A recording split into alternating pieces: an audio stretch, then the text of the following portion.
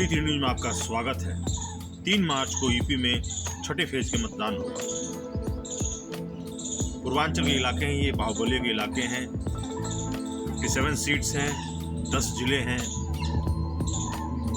कुशीनगर, देवरिया, सिद्धार्थनगर, अंबेडकर नगर, गोरखपुर, बस्ती,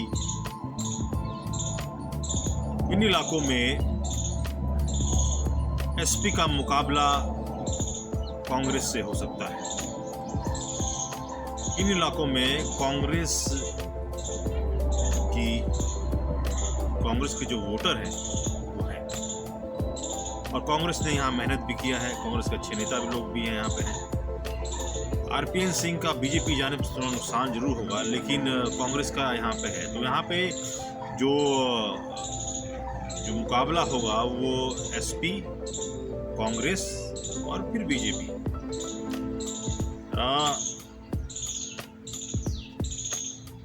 लोगों को ये लग रहा था कि पश्चिमी उत्तर प्रदेश में बीजेपी को जो नुकसान हुआ है वो इधर पूर्वांचल और सेंट्रल यूपी से भरपाई होते जाएगा, लेकिन ऐसा नहीं है। ऐसा बिल्कुल नहीं है, क्योंकि बीजेपी की जो उम्मीदें थी, जो ये माना जा रहा था कि बीजेपी अच्छा बाउंस बैक करेगी, ये संभावना कम होती जा रही है। जनधन योजना और जो कुछ पैसे बांटे जाते थे औरतों में बांटे गए हैं कुछ इस तरह से, जो बिहार में काम कर गया, वो शायद वो जो वोटर हैं वो बीजेपी को कुछ वोट दिला देंगे, बीजेपी की उम्मीद जिंदा रखेंगे।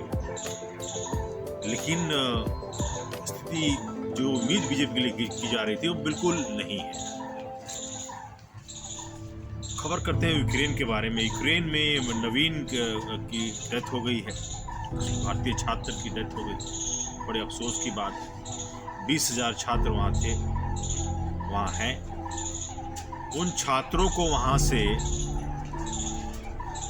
निकालने की समय पे कोशिश नहीं हुई, जबकि बार बार अमेरिका कह रहा था कि रशिया हमला करने जा रहा है, और इस बात को नज़रअंदाज किया गया।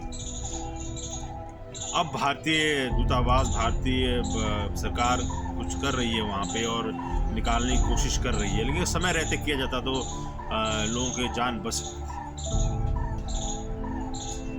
नवीन के पिताजी ने कहा कि हमारे यहाँ कास्ट सिस्टम ऐसा है और एजुकेशन सिस्टम इतना महंगा है कि बच्चों को हम यहाँ पढ़ा नहीं सकते। MBBS के लिए कम से कम 1 करोड़ रुपया खर्च करना पड़ता है, और वहाँ 20 लाख में हो जाता है, और कास्ट सिस्टम के कारण आपको सीटें नहीं मिलती हैं।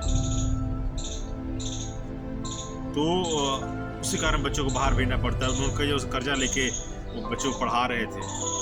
भारत सरकार की जो कमी रही है सबसे बड़ी, चाहे वो सेकेंड वेव के लिए कोरोना का जब आया, हम तैयार नहीं थे। हम विश्व गुरु पहले ही बन गए थे। हमने वैक्सीन अपने वैक्सीन गुरु बन गया, जो कि हम एक करार के तहत वैक्सीन हम बना रहे थे, बाहर भेजे थे, अपने देश में लगा नहीं रहे थे, अपने देशवासियों को लगा नहीं रहे थे। तो उसका नुकसान सेकेंड में लाखों लोग मरे। उसके बाद आप जाके अपने मंत्रियों को हटाया, नए मंत्रिमंडल में नए लोगों को शामिल किया, वैक्सीनेशन लगे, पर वो लाखों लोग जा चुके थे, परिवार खत्म हो चुके। यूक्रेन में जो बार बार अमेरिका कह रहा था कि ये तय था कि वो हमला करेगा, आपने वहां से निकाला नहीं। परिवार का एक सदस्य अगर कोई गलती करता है तो खुद भुगतता है या परिवार के लोग भुगतते हैं, लेकिन अगर देश का प्रधानमंत्री या सरकार कोई गलती करती है, कोई डिले करती है, तो पूरा देश भुगतता है उसके। वो जो बच्चे फंसे हैं -5 डिग्री टेम्परेचर में रातें बिता रहे हैं वहाँ पे, जैसे तो व्यवहार हो रहा है, खाना नहीं है। नवीन क्या करने गया था? खाना लेने गया था।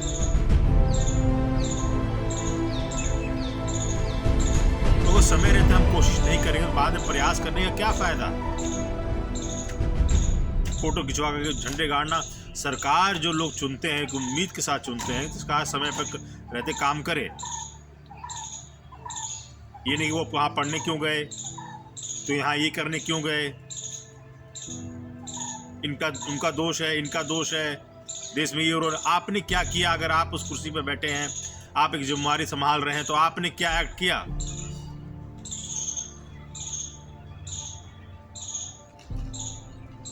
दूसरों को दोष देना बंद करना चाहिए। और हम जो अच्छे दिन हमने कहा है, जो चीज़ें हमने की है, अच्छे दिन चलिए जाने दीजिए, जो दिन है उसको बरकरार रखिए।